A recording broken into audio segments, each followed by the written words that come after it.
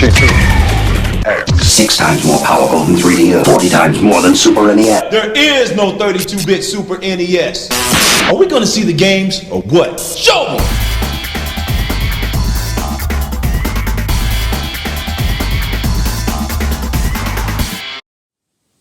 Hello everyone, and welcome back to the Ultimate Sega 32X review here on Player One Starts. If this is your first time here, there was a part that preceded this one on the 32X, but there are also 2 other series that preceded this on the Sega Genesis and the Sega CD add-on. If you want to watch those before or after this video, the choice is up to you, just know that they're out there. In this video, we're going to take a look at the launch of the Sega 32X, as well as its launch titles and some of the early games that came out for this system. The launch of this add-on was a bit strange to say the least. Let's go ahead and take a look.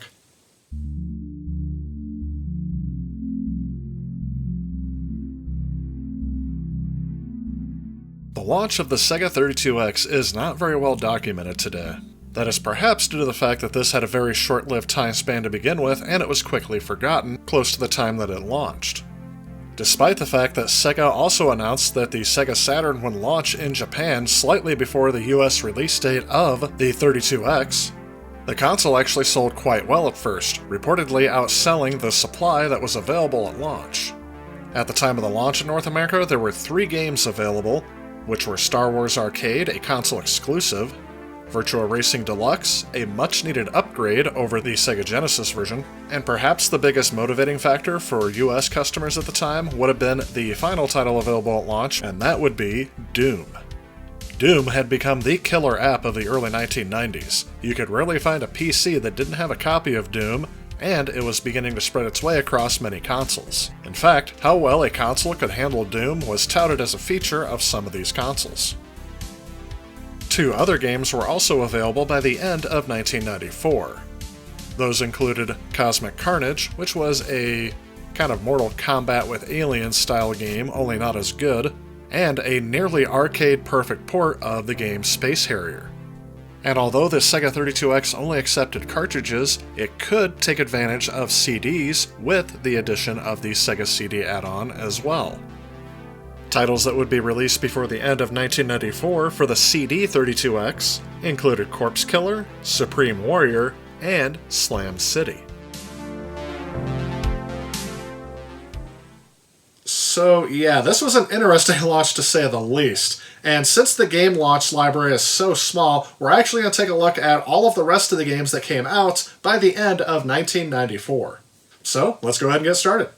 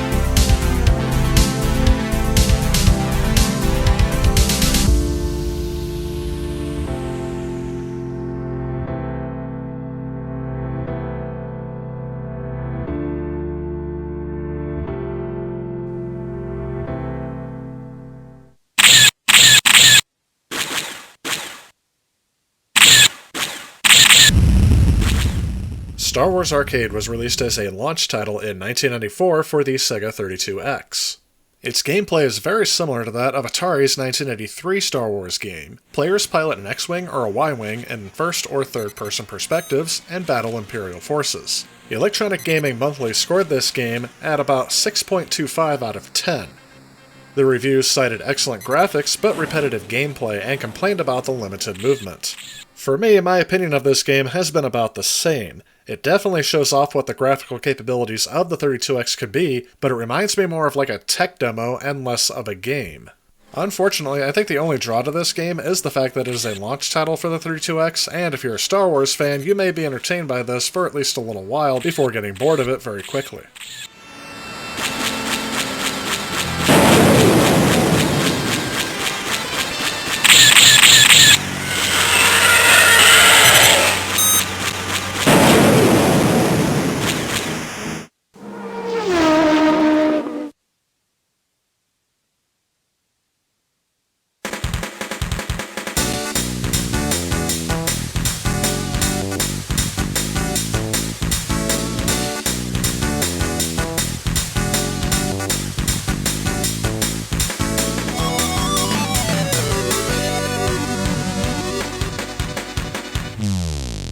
Virtua Racing! Virtua Racing, or VR for short, is a Formula 1 racing arcade game that was originally developed by Sega AM2 and released in arcades in 1992. This game was initially a proof-of-concept application for trying out a new 3D graphics platform that was under development called the Model 1. This version on the 32X was also developed by Sega AM2 and published by Sega under the Sega Sports label. It performed much more closely to the original arcade game than its Sega Genesis counterpart, and includes 2 additional cars and 2 additional tracks over the original arcade version and Sega Genesis version. Though not the first 3D racing game ever made, Virtua Racing had vastly improved visuals in terms of polygon count, frame rate, and overall scene complexity, and displayed multiple camera angles and 3D non-human playable characters, which all contributed to a greater sense of immersion over Namco's Winning Run, released in 1988, and Atari's Hard Drivin', released in 1989.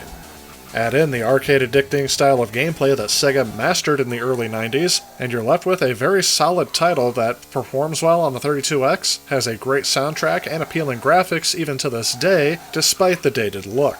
I would say if you're looking for an introduction to this accessory, this is a solid title to start with. Being an arcade racer, rather than a racing simulator, I think that helps out the gameplay of this game very well, and will appeal to a wide variety of audiences, not just racing fans.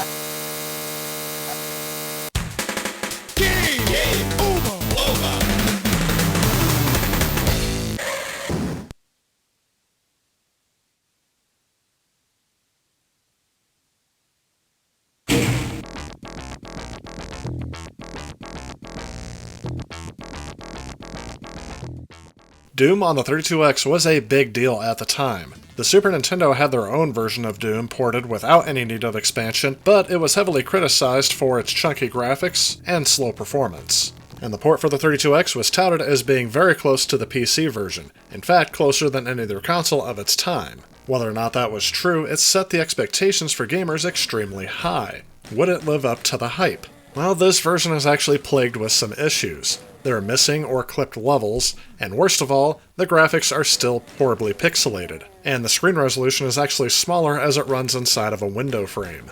Instead of being able to use the directional keys on a keyboard, you're stuck with the D-pad, and it does make everything feel a bit floaty as you're moving around. I think the end-all for me is the soundtrack uses pretty much the stock Genesis chip, and it does not do the musical score justice in any way, shape, or form. Overall, it is not unplayable, but given that there are easier and better ways to play this game, I would say this one is a hard pass.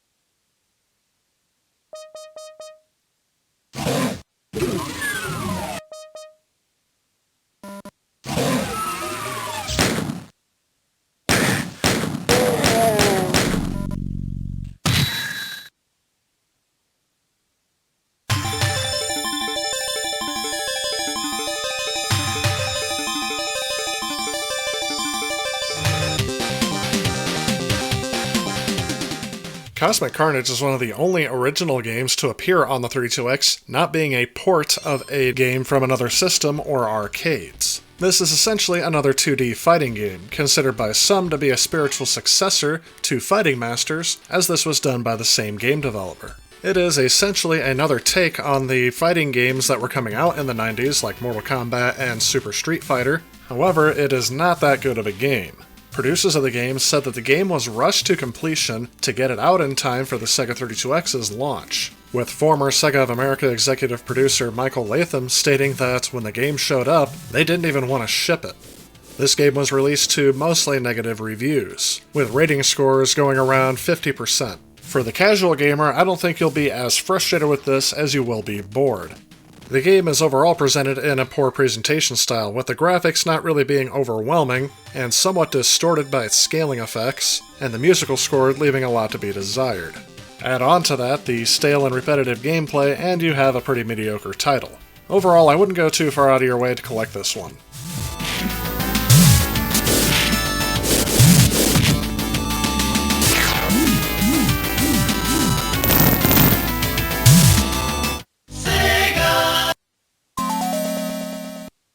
Welcome to the fantasy zone. Get ready.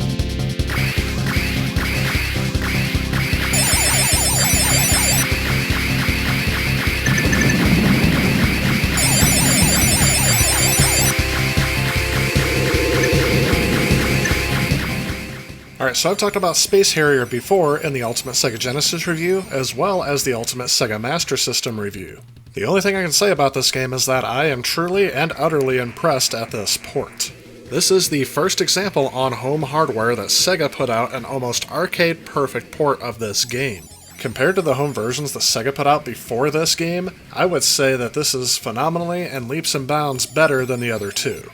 I did notice that the game appears to be running at a slightly lower frame rate, probably at about 30 frames a second, where the arcade game would have been running at 60 frames a second, and this game also suffers from some slowdown in a couple spots, but otherwise, I don't really see that happen too often. The only thing that I think holds this game back was its timing. Space Harrier was released in arcades in 1985, and this game came out as a launch title in 1994, making it roughly 9 to 10 years old at the time of its release. Even though I enjoy this game, I would not have gone out of my way in 1994 to buy this accessory just to get this game and pay full price for it. However, as a collector of games, I think this was a worthy addition to my collection, as I am a big fan of this game, and seeing it run on original Sega hardware in near arcade style, that just made this game a special treat for me. I would definitely recommend this as one of the better launch titles on the 32X. Get ready.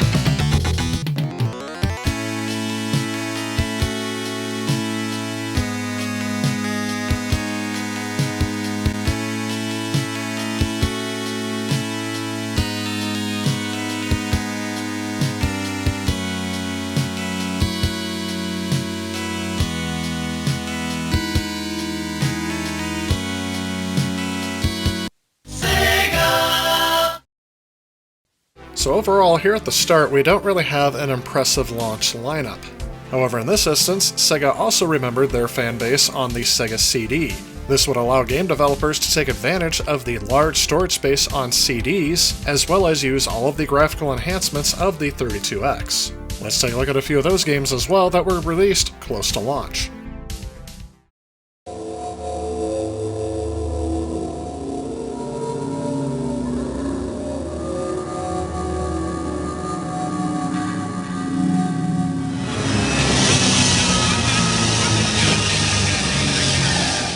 I've already taken a look at Corpse Killer in my Is the Sega Menacer Worth It Part 2 video where I looked at the Sega CD games that used the Sega Menacer, so my comments here will be brief.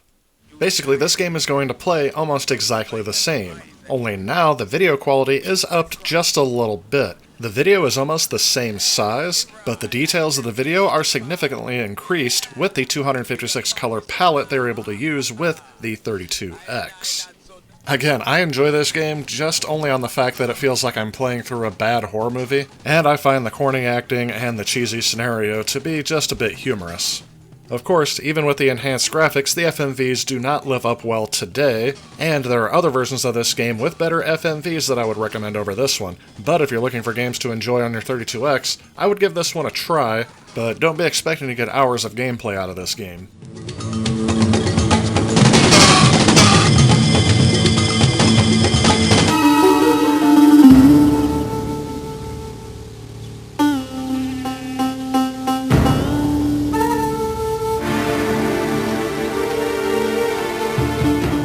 Again, I've already covered Supreme Warrior in the Ultimate Sega CD review, so again, I will just note that the only difference between this version and the version for the Sega CD by itself is just the enhanced video quality. Again, I'm not really a big fan of this title as it is just a huge reflex challenge and can be easily mastered by memorizing all the videos.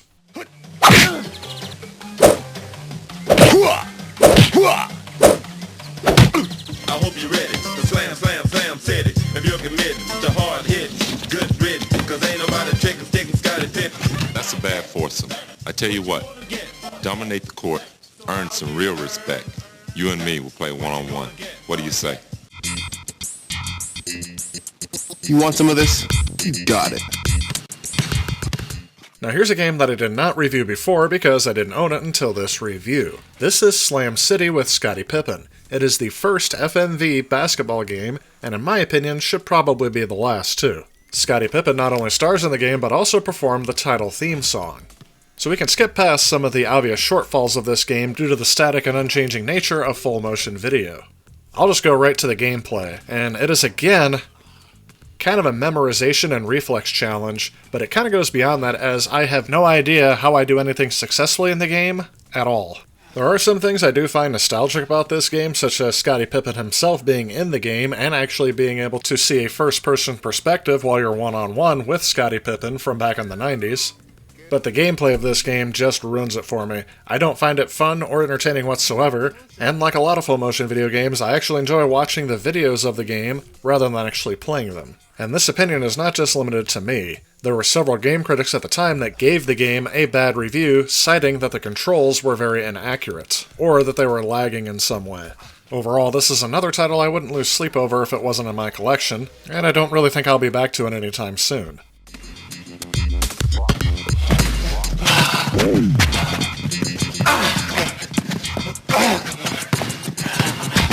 So what are my thoughts on the launch and the launch library of the Sega 32X?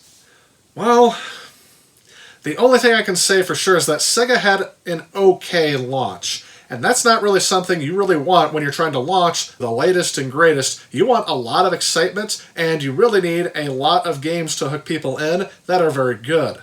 Star Wars Arcade would have drawn a lot of fans in from the Star Wars franchise, and since this is the first time they would be playing Star Wars in 3D on a home console, I think this would have drawn in a lot of people, so that was a good title to include. Virtua Racing Deluxe was a good title to put in there as well to showcase the 32X, but the problem is they also released it for the Sega Genesis, and the Sega Genesis version, yes, is not as good as the 32X version, but it's close enough to where I wouldn't be able to see too big of a difference, and I would have felt cheated with that title. I think another great addition to this was Doom.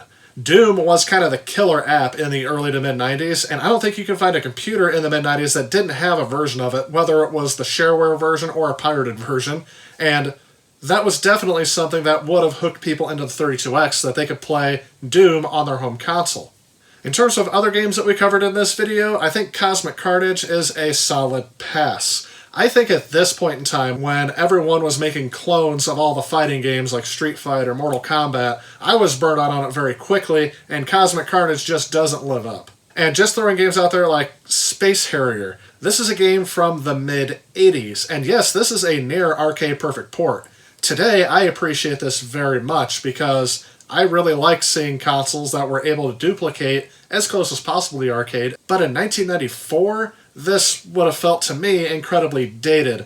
I wouldn't have enjoyed this title as much other than having a weekend rental, and yes, I would have been impressed at the arcade-perfect port back then, but I wouldn't have appreciated it as much. There's just no way that would have been a title to hook me in. But even though I said that games like Doom were an advantage to selling this system, there were some problems. 350,000 consoles were shipped in North America in the first 3 weeks, with the total number of 32X consoles reaching around 600,000 by early 1995. Based on these early sales numbers, it looked like the Sega 32X was going to be another success for Sega. However, games were being rushed to the market and frequently came with errors in its programming. Users began to realize that the 32X conversion of Doom was lacking many levels, and its audio quality wasn't doing justice to the original musical score. Sega started receiving complaints from consumers claiming that their 32X was not working with their Genesis or their TV, forcing Sega to give away adapters. And the complications of the Sega CD and 32X setup failed to win over their hearts and minds of the consumers as well. As early as January, consoles were being returned to major retailers. There were also questions to be asked about the publicized but ultimately scrapped Sega Neptune project. In the first part of 1995, Sega started touting how many games would be released for the Sega 32X, touting that there would be almost 100 first-party and third-party titles released by the end of 1995. However, the actual number of titles released in that year would not even come close to that figure, as the 32X would face many more challenges in the coming months. So this may be a bit tragic, and I think that's a word that kind of sums up the 32X, is the word tragic, because it seems like everything was working against it. It's stumbling on launch while having this very narrow window in which to hook a customer base was not ideal, to say the least, and probably what started its downfall at the very beginning. But that's going to have to be something that we address in the next video. Remember, if you like what you see, please click on that like and subscribe button, share with a friend, leave a comment below, let me know what you liked about today's video, let me know what you'd like to see in the future. As always, I want to thank you all so much for watching, and stay tuned because I have more content coming. I will see you in the next one. If you like this video and you'd like to help out with future projects on this channel, please consider supporting me on Patreon. Also, if you enjoy the content of this channel, please remember to click on this subscribe button. Again, I want to thank you so much for watching. I'll see you next time.